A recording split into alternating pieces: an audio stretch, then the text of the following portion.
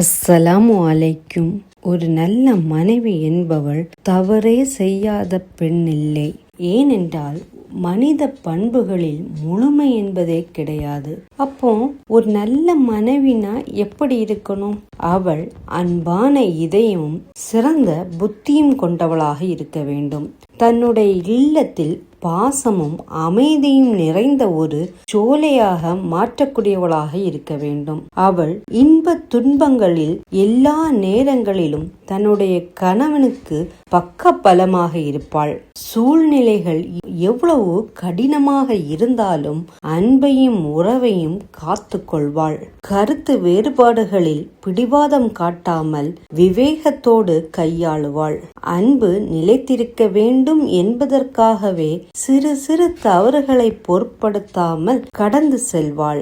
எல்லா சூழ்நிலைகளிலும் இருவருக்கும் இடையிலான பரஸ்பர மரியாதையை அவள் பேணி நடப்பாள். கருணையும் பரஸ்பர புரிதலையும் தன்னுடைய திருமண வாழ்க்கையின் அடித்தளமாக மாற்றுவாள்.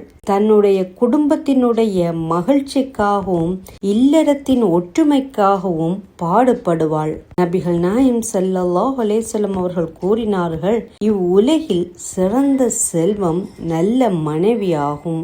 அல்லாஹ் யாருக்கு ஒரு நல்ல மனைவியை அருளியுள்ளானோ அவர் அமைதி என்னும் பெரும் புதையலையும் இம்மை மட்டும் மறுமை காரியங்களில் தனக்கு உதவி செய்யும் ஒரு துணையையும் பெற்றுள்ளார்.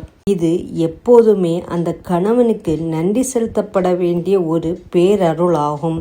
இன்ஷா அல்லாஹ் பெண்களாகிய நாம் குடும்பத்தை அனுசரித்து நடக்கக்கூடிய நல்ல மனைவியாக வாழ்ந்து குடும்பத்தை காத்து ஈருலகிலும் வெற்றி பெற எல்லா வல்ல அல்லாஹ் தௌஃபீக் செய்வானாக. ஆமீன். அஸ்ஸலாமு அலைக்கும்.